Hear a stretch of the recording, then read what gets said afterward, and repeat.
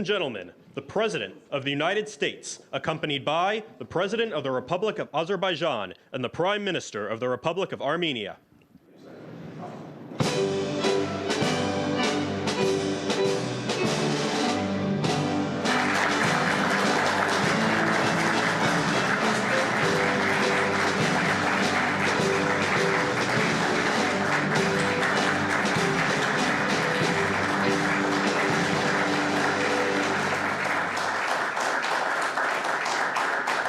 Thank you very much. Thank you very much.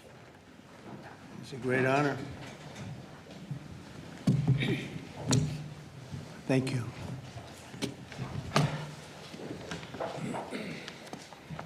It's a long time, 35 years. They fought, and now they're friends, and they're going to be friends for a long time. But it's a big, beautiful honor to welcome everyone to the White House for this very historic peace summit between Armenia and Azerbaijan. It's really a great thrill for me. I love seeing good people get together, and that's what you have. You have two great leaders. I want to congratulate these two visionary people, Prime Minister Pashinyan and President Aliyev, for coming to Washington to sign this momentous joint declaration. It's a tremendously important document, and it's been a long time in coming. They were explaining before that so many times they thought they could get there. It never happened, just never happened. I also want to thank Secretary of State Marco Rubio, Special Envoy Steve Witkoff, and their teams at the State Department.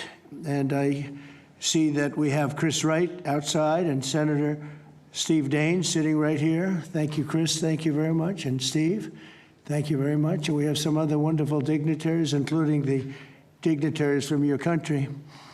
But they provided tremendous diplomatic assistance. And Marco, congratulations. It's a big thing. Keep going.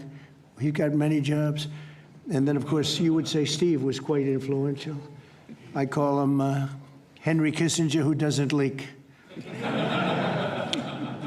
For more than 35 years, Armenia and Azerbaijan have fought a bitter conflict that resulted in tremendous suffering for both nations. They suffered gravely for so many years. Many tried to find a resolution, including the European Union. The Russians worked very hard on it, never happened. Sleepy Joe Biden tried, but you know what happened there. He tried for probably 12 minutes and didn't work out. And many other countries tried, and they were unsuccessful. But with this accord, we've finally succeeded in making peace, and we just left the Oval Office where we signed voluminous documents and very important elements to the agreement. The country of Armenia and Azerbaijan are committing to stop all fighting forever, open up commerce, travel, and diplomatic relations, and respect each other's sovereignty and territorial integrity, so importantly. And I just spent a lot of time with these two men. I think they're going to have a great relationship. You want to know the truth? They didn't see each other that much, but they probably will. I think they're going to have. I think you two are going to have a great relationship. I have no doubt. And if you don't, call me and I'll straighten it out. Okay. Very importantly, we have also resolved the key issue that foiled previous negotiations. This declaration establishes what they are calling a great honor for me. I didn't ask for this. The Trump route for international peace and prosperity, which is a special transit area that will allow Azerbaijan to get full access to its territory of Nakhchivan while fully respecting Armenia's sovereignty. So they're going to be able to really live and work together, and it's amazing. So that's a very important territory, I guess, very special territory to you, and now they work together. Armenia is also creating an exclusive partnership with the United States to develop this corridor, which could extend for up to 99 years. And then they promise in 99 years they'll extend it, right? You'll promise. But we anticipate significant infrastructure development by American companies. They're very anxious to go in to these two countries, and they're going to spend a lot of money a lot of money, which will economically benefit all three of our nations. This is incredibly positive news for the future of the entire region, and it's a very important region, as you know. Additionally, the U.S. is signing a bilateral agreement with both countries to expand cooperation in energy, trade, and technology, including AI. And in terms of energy, Chris is here representing our country, and there's nobody better than Chris Wright. And Chris, I understand it's very fertile. It's a very fertile area. So I appreciate everything you've done. You've done amazingly well. We've got the gasoline prices coming way down from where they were. And it's really been something to watch. We are drilling like we haven't drilled in many years, I guess I could say ever before, and we just started. We're also lifting restrictions on defense cooperation between Azerbaijan and the United States of America. The president, that's a big deal. Is that important to you? I think so. That was pretty good. They're very happy about that. So am I. As president, my highest aspiration is to bring peace and stability to the world. Today's signing follows our success with India and Pakistan. They were going at it. They were going at it big, and they were two great leaders that came together just prior to what would have been a tremendous conflict, as you know, a nuclear conflict probably. Also, the Congo and Rwanda. Now, that was one which was going on for 31 years. You have them beat. 35 years, you had them beat. But that was going on for 31 years, and we have it all done, and people are very happy. That was a rough one. That was nasty. 7 million people that they know of died. Also, just recently, Thailand and Cambodia, that was one that was just starting. That 2,000 people were dead on the border, but it was just starting. And I was talking to one of the two nations on trade, and I said, I'm not going to sign a trade deal if you guys are going to fight. And I got the other one. And again, great leadership, Thailand and Cambodia. And before it got started, beyond that first couple of days, we stopped the war. And they've had wars periodically, very much as you two have had long-term wars. And we got it stopped. And the two, again, I find in all cases, they're great leaders. If they didn't agree, I would say they're lousy leaders, to be honest with you, but they did agree.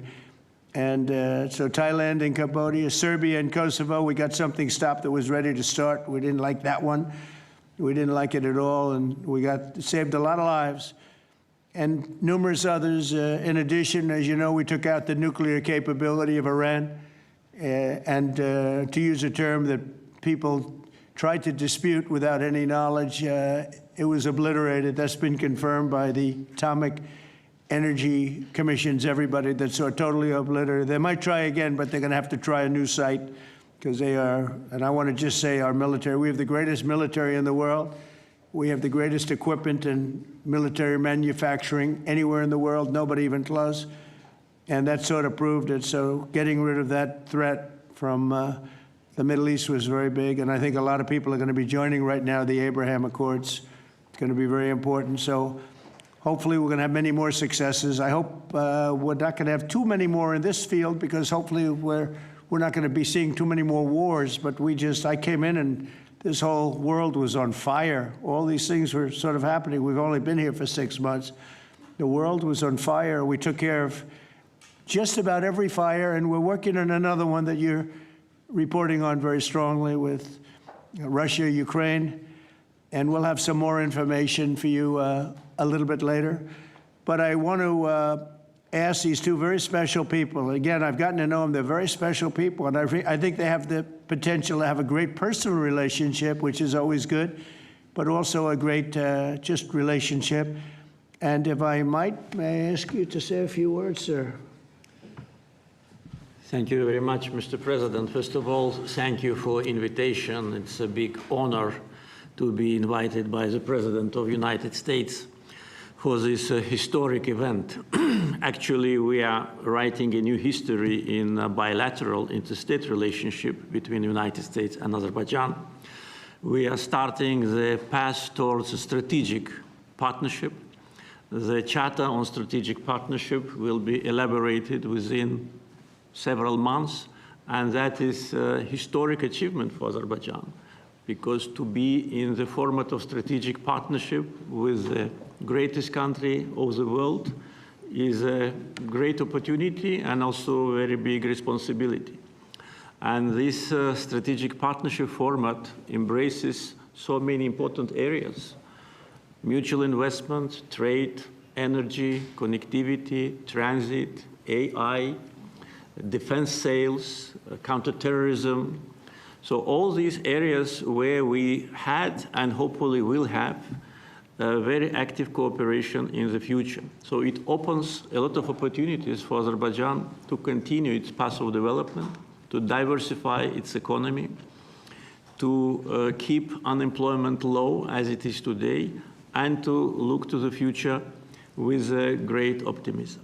Also, I'm very grateful to Mr. President that he today lifted the restrictions which have been imposed on Azerbaijan back in 1992, just only 1 year after Azerbaijan restored its independence. These restrictions have been imposed on us.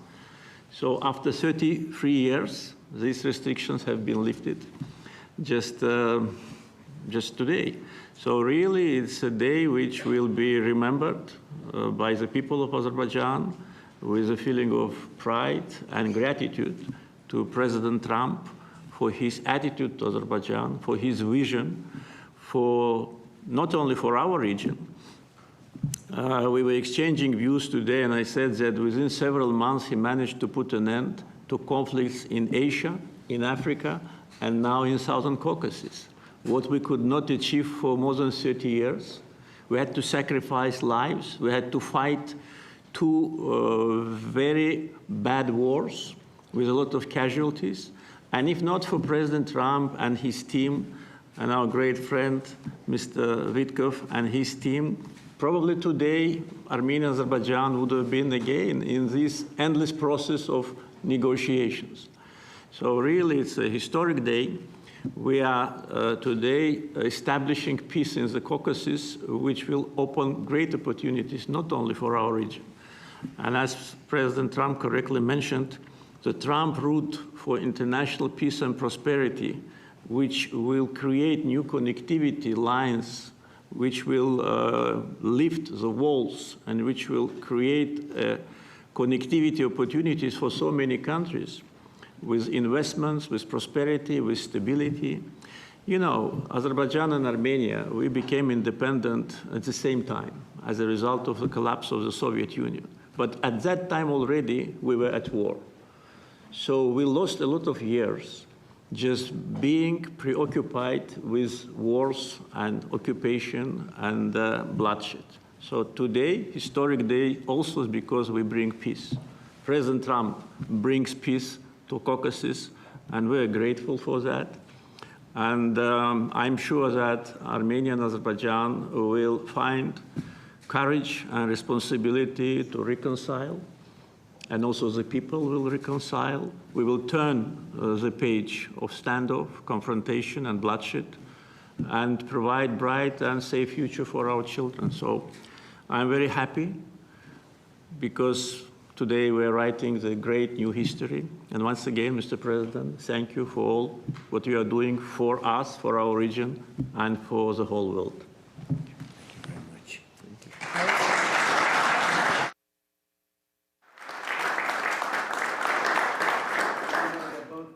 Great leaders. How long have you been in the leadership position?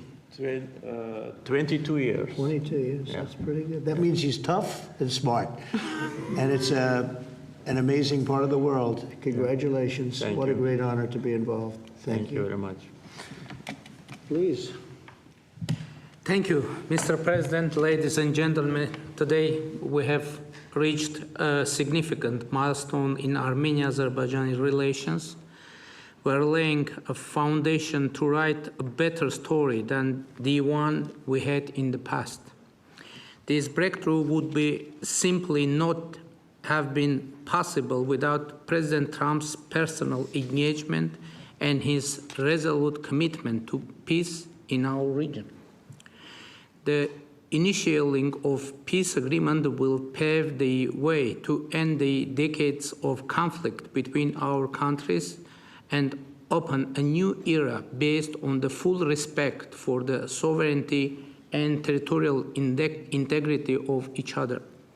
Today's declarations, which President Trump personally will sign as well as witness, gives confidence and assurance that we are opening a chapter of peace, prosperity, security, and economic cooperation in the South Caucasus.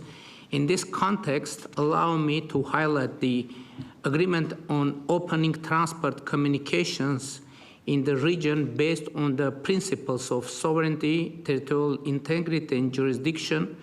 I'm particularly thrilled that together with the US, Armenia will work to bring to life the TRIP, Trump Road for Peace and Prosperity, a connectivity project that will unlock the entire region. TRIP will unlock strategic economic opportunities that will create long-term benefits.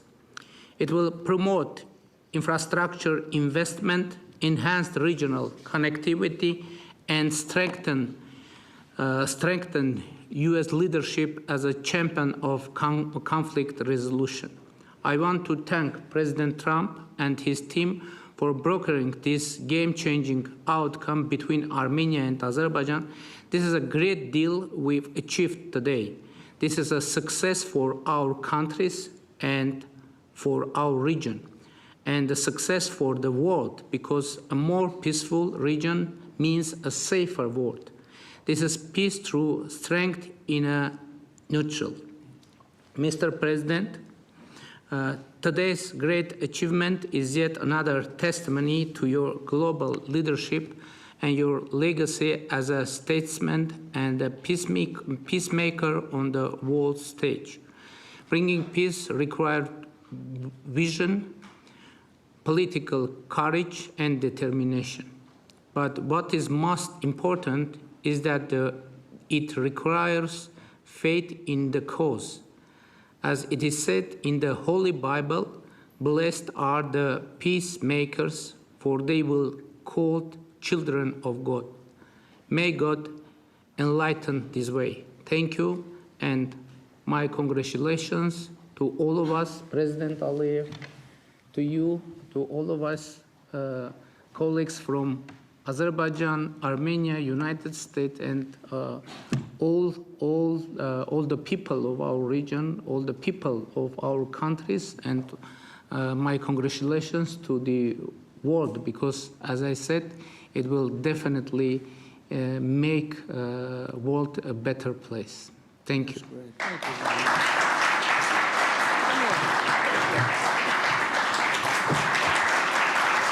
President of the United States, the President of the Republic of Azerbaijan, and the Prime Minister of the Republic of Armenia will now sign the joint declaration on the outcomes of the Trump Route for International Peace and Prosperity Summit. That's really They will beautiful. sign 3 copies in English. The President of the United States signs as a witness to the President of the Republic of Azerbaijan and the Prime Minister of the Republic of Armenia, affirming their path to peace, stability, and prosperity.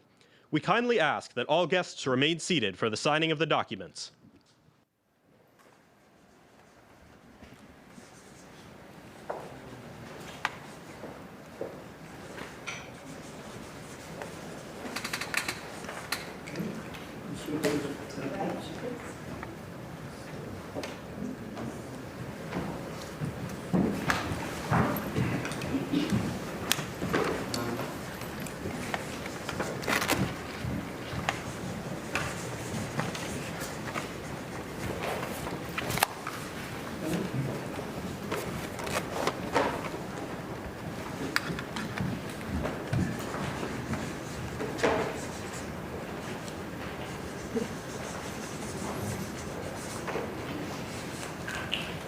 That is so great, and we'll hold up, how about holding up that document, all right?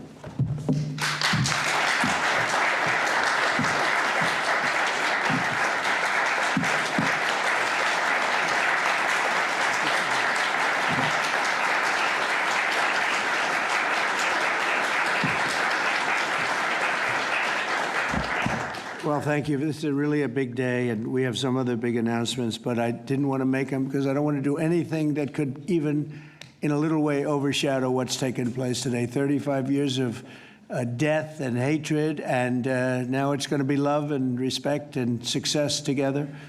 And I didn't really want to do anything that would in any way overshadow. I don't think it can be overshadowed when you're at war and so many people have suffered and so many people have been killed, and now you're going to have great peace. And I look forward to that corridor, because that corridor sounds, I'm going to have to get over there.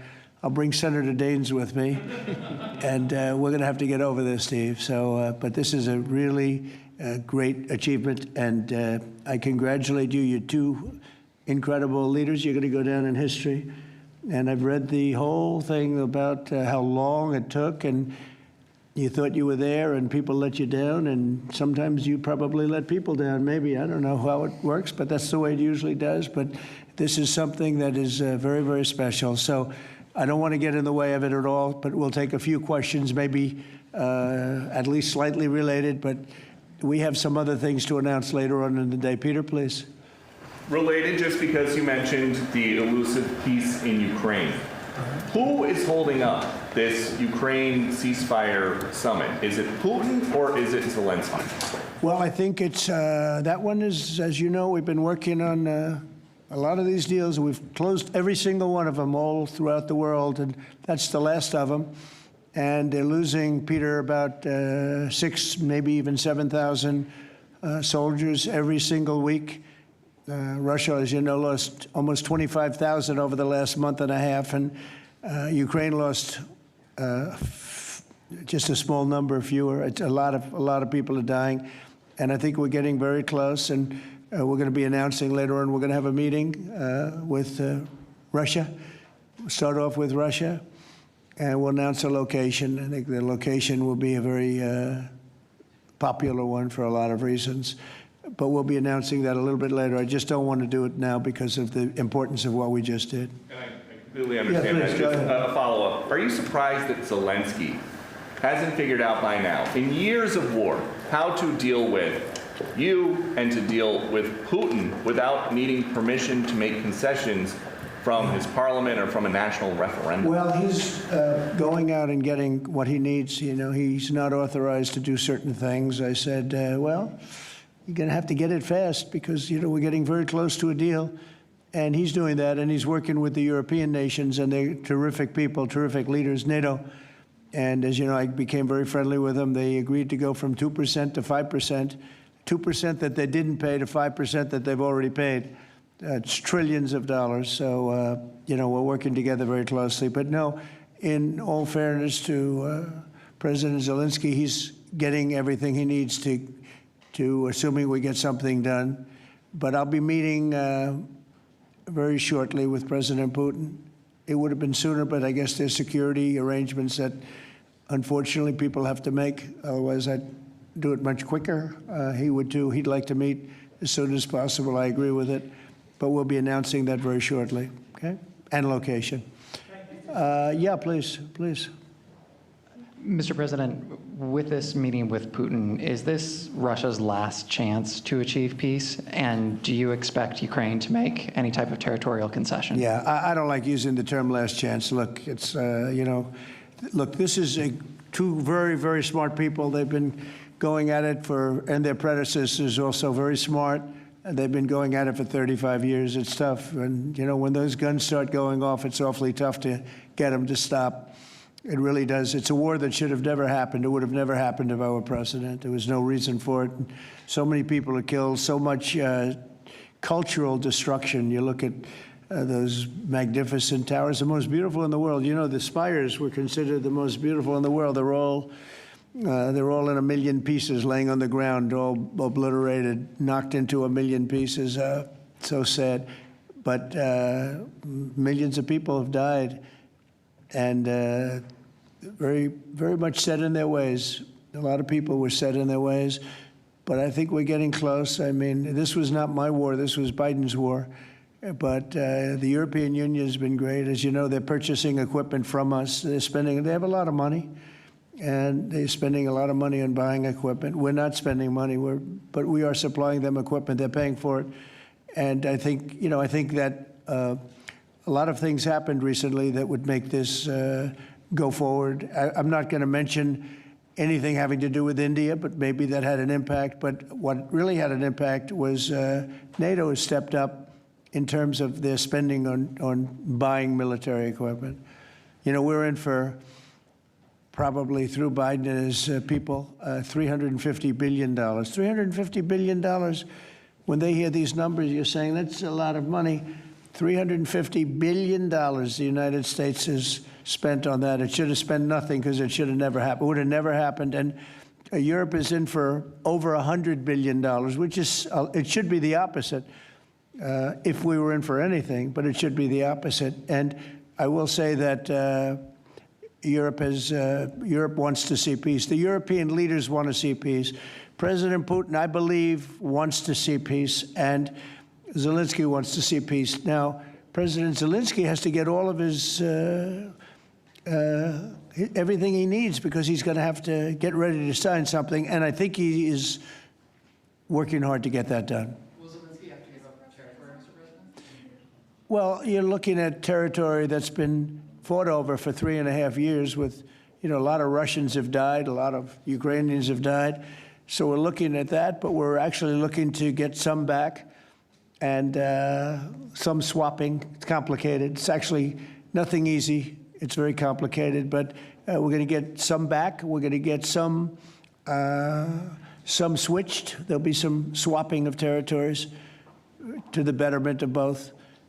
And but we'll be talking about that either later or tomorrow or whatever. Yeah, please. Say it. If I could ask a question of your guests and also of you. Yeah. Of the guests, will the Armenians from Nagorno-Karabakh be allowed to return? And also, do you have any thoughts on the talk about President Trump winning the Nobel Peace Prize? And for President Trump, you're working on resolving 2 other major conflicts. In Gaza, you've spoke of resettling the Gazans. The country of Somaliland has expressed potential interest if you were to diplomatically recognize their independence. Are you inclined to do so? And also, did President Putin present an award to Mr. Witkoff during their recent visit? He likes Mr. Witkoff, I can tell you that. That's true. Please, go ahead. I think President Trump deserved to have a Nobel Peace Prize, and we will defend that, and we will promote for that, and that's obvious. So, and today's event, I think, is a very bright expression of that, and hopefully you will invite us to Front row. You'll be front row. yeah. Thank you very much. We are in favor. Thank you. Thank you. Can I have a suggestion? Yes. So maybe we agree with Prime Minister Pashinyan to send a joint appeal to Nobel Committee to award President Trump with the Nobel Peace Prize, because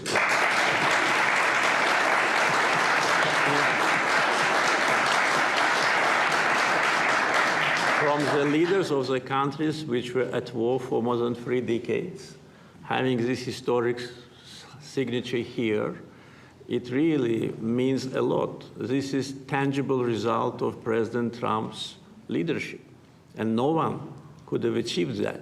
There have been many presidents here since beginning of 90s, and the so-called Minsk process, which, by the way, today we put an end to with my Armenian colleague, started in 1992. So negotiation under the auspices of OSCE continued for more than 3 decades without any result. So who, if not President Trump, deserves the Nobel Peace Prize? I don't want to go into the history of some very strange decisions of the Nobel Peace Committee to award the prize for someone who didn't do anything at all. But President Trump, in 6 months, did miracle. So I think that my Armenian colleague will support it, and judging by the reaction of the audience, I think as soon as we come back, we will agree to issue a joint letter, and hopefully, and I also join when President is awarded, we hope that he will invite us to the ceremony. You certainly will be. Thank you very much. Do we That's have very nice. draft to sign now? Well, we'll see what happens. We already It's like to early. sign. Thank you very much. It's very nice. We're looking into that right now. Good question, actually, and another complex one, as you know, but we're working on that right now. Somaliland. Thank you so much. I wanted to ask you, have you spoken to Russian President Putin yet? And would you go to Russia or Ukraine? And what exactly would you say We'll to him? be announcing a location in maybe a little while, and I think you'll be very happy. We'll see what happens, right? All we can do is do our best. We've been working on this one for a long time. This is a very complicated one also. This was extremely complicated, but we made it less complicated, and we had two very brilliant people on my right and my left. They understood what was at stake. I think if it didn't get done now, it might have never gotten done. So this is the same, very similar with Ukraine. It became more and more complicated as time went on. It was simple at the beginning. It wasn't going to happen, but it became more and more complicated. But I think we're getting close. Yes, ma'am. Yes, go ahead, please. Could the location for the summit be Italy? Location, Oh. Italy. I will give it to you very soon. Honestly, I don't want to do anything. These guys, I don't want to do anything where that's like, because this is a bigger story than a location. A location's good. I'm a real estate person. I know about location. But there's nothing to compete with this in terms of what we're doing today. It's just such a great achievement for these two. Really, they'll go down as great leaders for what they did. I put them together, but what they have been able, and I don't want to do anything. So we'll talk about it later. Today, we'll give you a location today. And what about the war on the cartels, too? You were talking about sending military forces to fight against the drug cartels in Latin America. Do you think it's worth sending our forces, our U.S. forces there to take this on? Cartels where? Central Latin America. Well, Latin America's got a lot of cartels. They've got a lot of drugs flowing. So, we want to protect our country. We have to protect our country. We haven't been doing it for 4 years. And we love this country like they love their countries. We have to protect our country. So, we're playing a tough game, but we'll have more to say about that soon. Yes, ma'am. Mr. President, I'm Musala from Azerbaijan News Agency Report. So we are grateful to be here. Today you host a truly historic meeting. As a person who values diplomacy and global interaction, do you consider the possibility to visiting Azerbaijan? Actually, you mentioned Azerbaijan and Armenia after this meeting.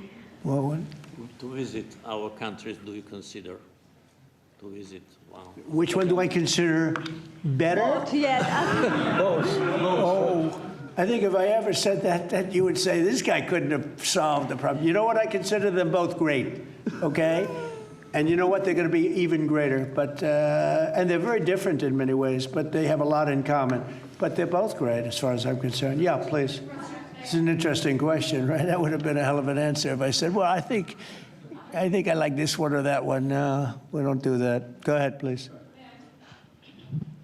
Mr. President, first of all, thank you for bringing peace to South Caucasus, something that no one has been able to achieve in 35 years. Thank you. That's number one. We also noticed that you think highly of the commitments that the sides have taken on and assumed. However, considering the long history of conflict and the fact that this is not a legally binding document, will there be consequences if at some point one of the sides takes a step back?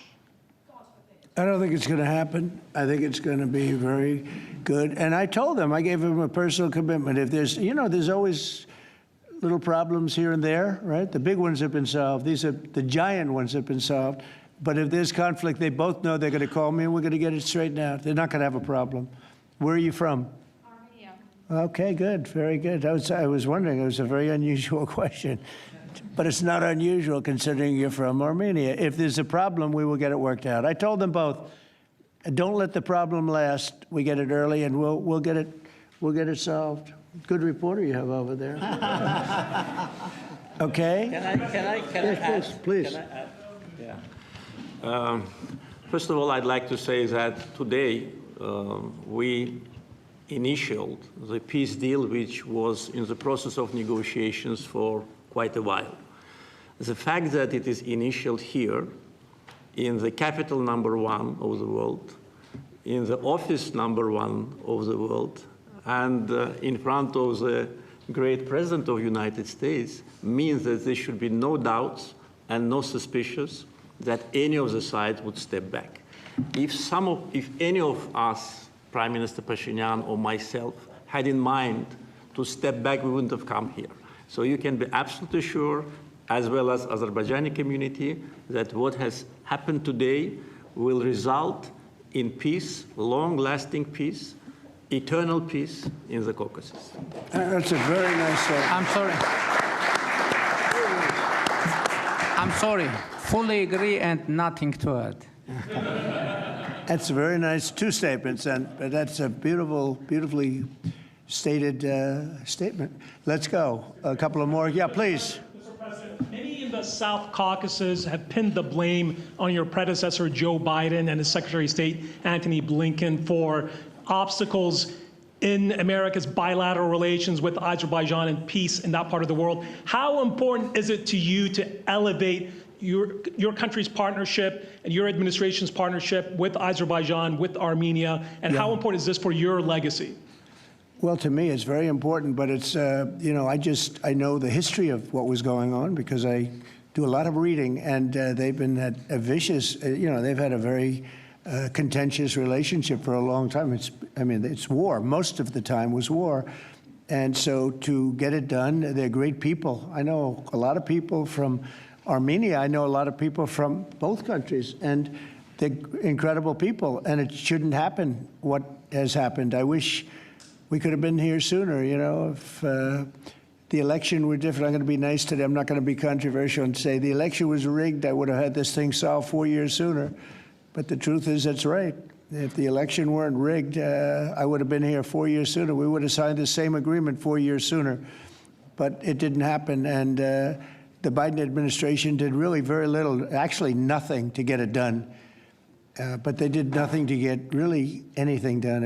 This country was in very serious shape. And I say it over and over again. I met all the leaders of NATO. I went, as you know, to the Middle East. I was with the King of Saudi Arabia, the leaders of great countries, right? Qatar and UAE and others in the Middle East. And everyone essentially said the same thing. We had a dead country 1 year ago. We had a dead country. Our country was dying. And now we have the hottest country anywhere in the world. It's not even close. We have the hottest country in the world. And it's an honor to use that, if you call it power or respect or whatever it is, to settle wars like we have right here to my left and my right. And these two guys are very smart. I got to know them, and they're very smart. They're not going to, I don't think they're going to ever have to bother with me. They may call me just to bug me a little bit. Let me put them to a test, and they'll call because they like to call me. But they're not going to have any problem. We have a very comprehensive agreement. It's a peace agreement. And this isn't ceasefire. This isn't we'll hold off. This is a peace agreement. And they're going to end up doing a lot of business with each other. They're going to do a lot of business with the United States. And I'm going to always remember, at least during the time that I'm here, I'm going to remember how smart they were, how good they were. And when it comes to trade and other things, we're going to always go 100% out. We'll go out of our way to make sure it comes out good for them. They did an amazingly good thing and a very brave thing. It's a very complicated part of the world they come from, very tough part of the world. It's a tough, but smart part of the world. Smart, tough people, and great wealth, great energy wealth. I was talking to Chris, and you were saying, in terms of wealth, it's enormous wealth. But wealth doesn't often solve problems. It takes other things. But they're amazing, two amazing leaders, and it's an honor to be associated with them. How about we'll do one more, please? Thank you, Mr. President. Your gut instincts have always done well in terms of business and in terms of politics. What does your gut tell you as it relates to the possibility of an event like this in the next few weeks, the next few months, in which you have President Putin on one side and President Zelensky on your other side? I think my instinct really tells me that we have a shot at it, okay? And you'll find that out later on, and maybe even today, but we have a shot at it. Look, it's got to be solved. we're not losing people. A lot of people say, why are you bothering? We're not losing people. We were spending hundreds of billions of dollars. Now we're spending nothing. We're spending no money. I guess we're making money because, you know, we have the best military equipment in the world. We're selling it to NATO. But you're losing thousands of people a week, Russians and Ukrainians mostly soldiers, but, you know, missiles are lobbed into cities and towns, Kiev, lots of places. You've been reading the same stories that I've been reading. And we got to get it solved. The Norwegian Nobel Committee will make their announcement as it relates to this year's Nobel Peace Prize on October the 10th, Friday, October the 10th. Is that date circled on your calendar, Mr. President? I can't say. I mean, a lot of people say, no matter what I did, because, you know, I'm of a certain persuasion, no matter what I do, they won't give it. And I'm not politicking for it. I have a lot of people that are. I know. I mean, I read the same things as you do. But it would be a great honor, certainly. But I would never politic. I'm not doing it for that. I'm doing it because of, I really, number one, I want to save lives. That's why I'm involved so much with Ukraine and Russia. It's saving lives of Russians and Ukrainians. It's not American lives. Now, I would say this, that war could have escalated in something much better. That could have been a world war. I think if we didn't come, Ukraine-Russia would have ended up being a world war. And I stopped that. That stopped. Now, the only question is, when is it going to be settled? And it could be very soon, but when is it going to be? But that would have been a world war. If I didn't come along with a very talented group of people sitting largely right here, but there are others not in the room that are very talented, I think Russia, Ukraine would have had a very, very high degree, I think even probably would have ended up being in a world war. Your predecessor. I don't think people talk about that now because they don't see it anymore, but we brought it down a long way, but that was getting to a point. When I first came in, I said, wow, this thing is really bad. And it could have escalated to a level that you people would have been very unhappy with. Yeah. Your predecessor, Mr. President, President Ronald Reagan, had a phrase as it relates to dealing with the then Soviet Union and also Mikhail Gorbachev. The phrase was trust but verify. Do you subscribe to that same view as it relates to Mr. Putin and Russia? Well, I do, relating to everybody. I mean, not just President Putin, but also people and leaders that I deal with. Look, I'm dealing with trade. And some of the worst deals we made, some of the worst trade deals we have, I talk about friend and foe, right? Friend and foe, two interesting words. Some of our worst trade deals were not with the foe, they were with the friends. Our friends were just killing us on trade. Not anymore. Not anymore. We're taking in trillions of dollars, and we're respected, and we're settling, you know, through trade, even a little bit here, less here than on some, but through trade, I got things settled. With India, Pakistan, I think it was trade more than any other reason. That's how I got involved. I said, you know, I don't want to be dealing with countries that are trying to blow up themselves and maybe the world. You know, they're nuclear nations. That was a big one. Getting that one settled, I think you'd agree, that was a big one. And they were going at it, you know, they were shooting airplanes out of the sky. You know, 5 or 6 planes got shot down in their last little skirmish, and then it was going to escalate from there. And that could have gotten to be very, very bad. No, I want to save a lot of lives. I love saving lives. That's what it's about. And, you know, when you save lives, you really end up having a peaceful world. Usually that ends up pretty well. I want to thank everybody, but in particular these two great leaders for having the courage to do what they did today, and they're going to go down in the history books. And it's a great honor to be involved. Thank you very much.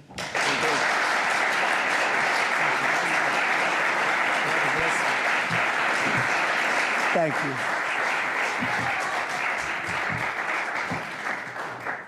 Thank you, everybody. Ladies and gentlemen, please remain in your seats until the leaders have departed the room. Thank you.